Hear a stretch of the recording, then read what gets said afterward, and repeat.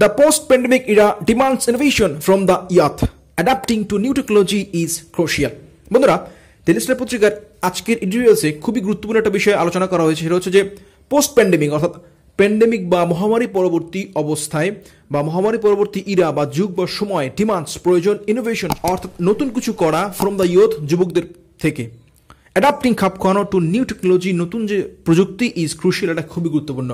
So বন্ধুরা, আজকের এডিটোরিয়ালসে বেশ কিছু স্মার্ট ওয়ার্ড আমরা শিখবো, যেমন ধরুন ইনোভেশন নতুন কিছু করা, এখানে দেখুন স্টার্কলি, এখান থেকে দেখেন আনপ্রেসিডেন্টেড। সো এই ওয়ার্ডগুলো কিভাবে খুব সহজে ইজিলি মনে রাখতে পারি এবং নতুন নতুন ওয়ার্ড আমরা আজকে শেখার চেষ্টা করব।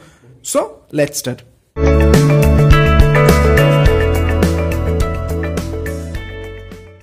ওকে বন্ধুরা, তাহলে আবার খেয়াল করেন, বলা হচ্ছে দ্য পোস্ট প্যান্ডেমিক ইরা অর্থাৎ মহামারী পরবর্তী সময় ডিমান্ডস প্রয়োজন ইনোভেশন নতুন কিছু করা ফ্রম দ্য ইয়ুথ যুবকদের থেকে, অর্থাৎ যে ইয়ং জেনারেশন আছে তাদের থেকে নতুন কিছু আবিষ্কার হোক বা নতুন ইনোভেশন বা নতুন কিছু একটা প্রয়োজন প্যান্ডেমিক পরবর্তী সময়। এখন দেখেন এই ওয়ার্ডটা খেয়াল করেন, ইনোভেশন শব্দটা যদি ভাঙেন তাহলে দেখেন দুটো অর্থ তৈরি হয়। একটা হচ্ছে যে ইনোভেশন অর্থ কি নতুন কিছু আবিষ্কার করা, আর একটা হচ্ছে ইনোভেটিভ অর্থাৎ উদ্ভাবনী শক্তি। খেয়াল করেন ইনোভেশন এবং ইনোভেটিভ খুব কাছাকাছি দুটো শব্দ, সো একসাথে শিখবো। নতুন কিছু আবিষ্কার করা বা নতুন কিছু সেখান থেকে ইনোভেটিভ, এটা হচ্ছে অ্যাডজেক্টিভ ফর্ম আর এটা হচ্ছে নাউন ফর্ম। ওকে, এটা হচ্ছে অ্যাডজেক্টিভ ফর্ম আর এটা হচ্ছে নাউন ফর্ম। ক্লিয়ার? সো আমরা চেষ্টা করলে দুটো ওয়ার্ড কিন্তু একসাথে শিখতে পারি, একটা হচ্ছে ইনোভেশন আর একটা কি ইনোভেটিভ। ওকে, তাহলে আবার খেয়াল করেন বলা হচ্ছে যে অ্যাডাপ্টিং খাপ খাওয়ানো টু নিউ টেকনোলজি নতুন প্রযুক্তির সাথে ইজ ক্রুশিয়াল, অর্থাৎ নতুন কোনো প্রযুক্তির সাথে এই মুহূর্তে খাপ খাওয়ানো এটা খুবই গুরুত্বপূর্ণ, এই মুহূর্তে খুবই ক্রুশিয়াল একটা বিষয়। এবার আসেন বলা হচ্ছে যে as the pandemic continues to reach across the country and its economic fall out is already starkly manifested, young people are facing unprecedented uncertainty. দেখেন বলা হচ্ছে যে অ্যাজ দ্য প্যান্ডেমিক মহামারী কন্টিনিউস চলমান to reach across the country পুরো দেশে, and its economic fall out এর অর্থনৈতিক যে ধস বা ক্ষতি ইজ অলরেডি স্টার্কলি, এই ওয়ার্ডটা খুবই সুন্দর। স্টার্কলি শব্দের অর্থ হচ্ছে কঠিনভাবে কঠোরভাবে, ম্যানিফেস্টেড যেটা কি ম্যানিফেস্ট শব্দ দৃশ্যমান, অর্থাৎ বলা হচ্ছে যে ইকোনমিক যে ফেল আউট বা অর্থনৈতিক যে ধস সেটা কি এখন দৃশ্যমান কঠোরভাবে। এখন এই ওয়ার্ডটা ভাঙবো আমরা, সেটা হচ্ছে স্টার্কলি। খেয়াল করেন বন্ধু, স্টার্কলি স্ট্রাক থেকে স্ট্রাকলি দুটো ওয়ার্ড দেখেন। স্ট্রাক শব্দ অর্থ অনমনীয় এবং স্টার্কলি কি কঠিনভাবে বা অনমনীয় ভাবে, এবং এর সিনোনিম দেখেন স্টার্ন এবং স্টার্নলি, খুব কাছাকাছি ওয়ার্ড। স্টার্ক, স্টার্ন, স্টার্কলি, স্টার্নলি অর্থ কিন্তু সেম, কঠোরভাবে বা অনমনীয় হবে, রাইট? এখন দেখেন এটা হচ্ছে অ্যাডজেক্টিভ আর এটা কি অ্যাডভার্ব। ওকে, সো আপনি চেষ্টা করলে কিন্তু চারটা ওয়ার্ড একসাথে মনে রাখতে পারেন, স্টার্কলি, স্টার্ক, স্টার্নলি, স্টার্ন। ওকে, তাহলে দেখেন যেটা বলতেছিলাম, বলা হচ্ছে স্টার্কলি ম্যানিফেস্ট মানে খুব কঠিনভাবে দৃশ্যমান, ইয়ং পিপল আর ফেসিং যুবকরা এখন মুখোমুখি হচ্ছে আনপ্রেসিডেন্টেড শব্দ অভূতপূর্ব, আনসার্টেনিটি অনিশ্চয়তা, অর্থাৎ যুবকরা এই মুহূর্তে যারা বেকার যুবক আছেন তাদের কথা বলা হচ্ছে যে তারা এখন এই মুহূর্তে বা প্যান্ডেমিক সময় অভূতপূর্ব অনিশ্চয়তার মুখোমুখি হচ্ছে। এবার দেখেন এই আনপ্রেসিডেন্টেড শব্দ যদি ভাঙি তাহলে কি দাঁড়ায়, দেখেন মূলত আনপ্রেসিডেন্টেড শব্দের আসছে থেকে প্রেসিডেন্ট, অর্থাৎ প্রেসিডেন্ট শব্দের অর্থ নজির বা নিদর্শন, আনপ্রেসিডেন্টেড মানে কি নজিরবিহীন, যার কোনো নিদর্শন নাই, আর সেখান থেকে আনপ্রেসিডেন্টলি নজিরবিহীন ভাবে। ক্লিয়ার? এটা হচ্ছে নাউন, প্রেসিডেন্ট শব্দটা নাউন, আনপ্রেসিডেন্টেড এটা অ্যাডজেক্টিভ এবং আনপ্রেসিডেন্টলি এটা হচ্ছে নজিরবিহীন ভাবে ইটস অ্যাডভার্ব। ক্লিয়ার? সো আপনি চেষ্টা করলে কিন্তু একসাথে তিনটা ওয়ার্ড মনে রাখতে পারেন, প্রেসিডেন্ট, আনপ্রেসিডেন্ট অ্যান্ড আনপ্রেসিডেন্টলি নজিরবিহীন ভাবে। ক্লিয়ার? এবার আসলে বলা হচ্ছে will they get job with their existing skills, বলা হচ্ছে তাদের যে বর্তমান যে স্কিল আছে এ দ্বারা কি তারা প্যান্ডেমিক পরবর্তী সময়ে জব পাবে। Will they find new employment after being laid off, এই লেইড অফ শব্দ অর্থ কি জানেন, ছাঁটাই করা, অর্থাৎ বলা হচ্ছে যে will they find new employment তারা কি নতুন চাকরি পাবে আফটার বিং লেইড অফ ছাঁটাই হওয়ার পরে। Will existing young এন্টারপ্রেনিয়ার্স B able to survive, বলা হচ্ছে যারা এই মুহূর্তে নতুন এন্টারপ্রেনিয়ার শব্দ অর্থ যারা উদ্যোক্তা, নতুন যারা উদ্যোক্তা আছে তারা কি সার্ভাইভ করবে। Should aspiring entrepreneurs abandon there dreams, বলা হচ্ছে দেখেন অ্যাসপায়ারিং অর্থ উচ্চাকাঙ্ক্ষী, এন্টারপ্রেনার্স অর্থাৎ উদ্যোক্তা, অ্যাবান্ডন মানে কি ত্যাগ করা, বলা হচ্ছে যারা নতুন উদ্যোক্তা আছেন তারা কি ওদের ড্রিম স্বপ্ন ত্যাগ করবে। বলা হচ্ছে মোস্ট অফ অল অধিকাংশরাই will they have the right skill to survive in a post pandemic scenario, খুব সুন্দর একটা ওয়ার্ড সিনারিও, অর্থ হচ্ছে দৃশ্য, সিনারি থেকে সিনারিও। এখন দেখেন বলা হচ্ছে মোস্ট অফ অল অধিকাংশই, will they have right skill তাদের কি সঠিক দক্ষতা বা যোগ্যতা আছে টু সার্ভাইভ মানে টিকে থাকা in a post pandemic scenario, অর্থাৎ মহামারী পরবর্তী দৃশ্য বা মহামারী পরবর্তী অবস্থায়।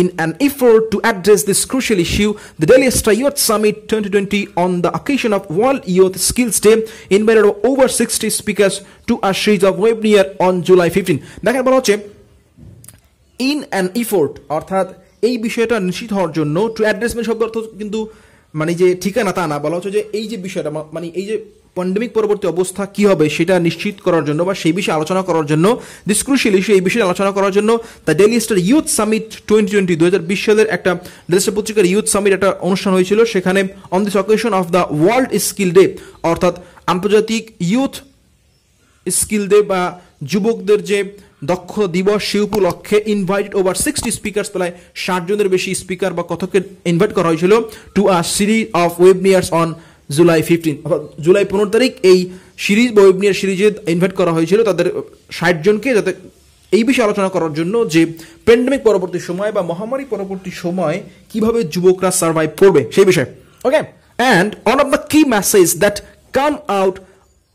that came out of the summit was the young people have to adapt the technological demands of these extraordinary times. খুব সুন্দর একটা ওয়ার্ড, extraordinary times। দেখুন এখানে মানে অস্বাভাবিক সময়ের কথা বলা হচ্ছে, এটা অসাধারণ সময় না, মানে এই অস্বাভাবিক সময় কি করবে সেই বিষয়ে বলা হচ্ছে যে ওয়ান অফ দ্য কি মেসেজ, সবচেয়ে গুরুত্বপূর্ণ মেসেজ দ্যাট কেম আউট, যেটা আসছে বা ওই আলোচনা থেকে বের হয়েছে of the summit was the young people, that young people have to adapt, মানে যুবকদেরকে অবশ্যই খাপ খাওয়াতে হবে টু দ্য টেকনোলজি, এই প্রযুক্তির সাথে ডিমান্ড যেটা প্রয়োজন of this extra ordinary time, এই অস্বাভাবিক সময়।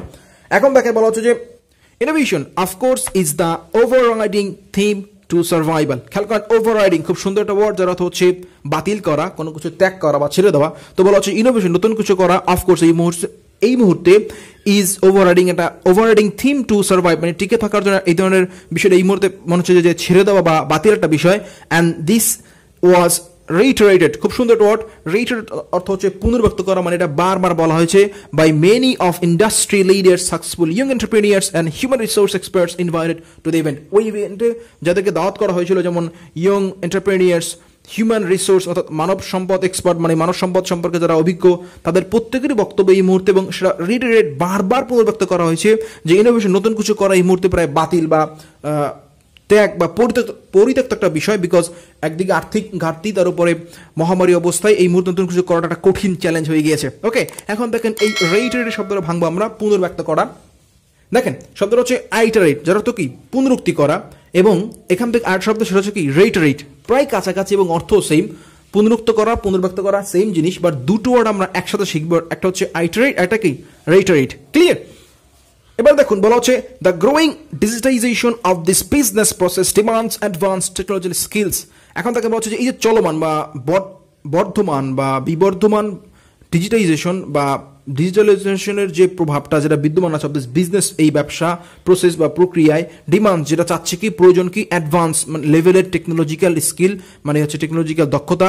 Das there is a huge need for training in skills like data analysis, web design, coding, artificial intelligence and blockchain and so on. দেখেন বলা হচ্ছে যে সো এই বিষয়টা অর্থাৎ এই যে ডিজিটাইজেশনের গ্রোয়িং বা বৃদ্ধি পাচ্ছে, সো সেখানে কি হয়েছে, প্রয়োজন হিউজ নিড ফর ট্রেনিং, প্রচুর ট্রেনিং দরকার, হিউজ মানে হচ্ছে অনেক বিশাল আকার বড় পরিসরের ট্রেনিং দরকার, in skill like data analysis এই বিষয়ে ট্রেনিং দরকার, ওয়েব ডিজাইনের উপরে, coding, artificial intelligence and blockchain এই বিষয়ের উপর কি প্রচুর ট্রেনিং দরকার, and so on. Moreover the orientation, অধিকন্তু দ্য ওরিয়েন্টেশন শব্দ কোনো শুরু করা, শিক্ষার্থী ওরিয়েন্টেশন শব্দ কোনো শুরু করা, the orientation to the technology must start at an early age. বলা হচ্ছে দেখেন মোরওভার অধিকন্তু দ্য ওরিয়েন্টেশন শুরু টু দ্য টেকনোলজি, এই প্রযুক্তির ব্যবহার, মাস্ট স্টার্ট শুরু হয়েছে at an early age মানে প্রাথমিক সময় ফ্রম দ্য স্কুল থেকে, অ্যান্ড এবং so school must be equip, অর্থাৎ বলা হচ্ছে যে স্কুল মাস্ট বি ইকুইপ, অর্থাৎ যে শ্রেণীকক্ষগুলো অবশ্যই সজ্জিত উইথ দ্য রিসোর্স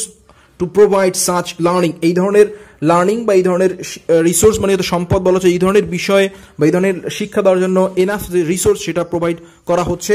সো একটা ওয়ার্ড শিখবো আমরা, সেটা হচ্ছে যে ইকুইপড। খেয়াল করুন এই ইকুইপ আপনার শব্দটা খেয়াল করবো আমরা, এখান থেকে শব্দটা যদি আমরা ভাঙি তাহলে কি দাঁড়ায়, ইকুইপ শব্দের অর্থ সজ্জিত করা, সেখান থেকে ইকুইপমেন্ট অর্থ কি সাজ সরঞ্জাম। সো এই দুটো ওয়ার্ড আমরা একসাথে শিখতে পারি, একটা হচ্ছে ইকুইপ, একটা কি ইকুইপমেন্ট, সজ্জিত হওয়া এবং সাজ সরঞ্জাম। সো চেষ্টা করলে আমরা কিন্তু এই নতুন নতুন ওয়ার্ডগুলি একসাথে মনে রাখতে পারি। যেমন দেখুন ইনোভেশন, সেখান থেকে ইনোভেটিভ নতুন কিছু করা। এখান থেকে দেখেন আনপ্রেসিডেন্টেড মানে কি নজিরবিহীন, এই ওয়ার্ডগুলো শিখতে পারি একসাথে, যে প্রেসিডেন্টেড এবং আনপ্রেসিডেন্টলি। সেখান থেকে দেখেন স্টার্কলি, স্টার্নলি, সেম প্রায় কাছাকাছি শব্দ। এখান থেকে দেখেন ইকুইপমেন্ট, আইটারেট এবং দেখেন। সো একসাথে চেষ্টা করলে আমরা কিন্তু এই ওয়ার্ডগুলো মনে রাখতে পারি। ওকে, সো বন্ধুরা আজকে এই পর্যন্তই। খুব শীঘ্রই আমরা নেক্সট এডিটোরিয়াল সম্পর্কে বিস্তারিত আলোচনা করব। Thanks for watching.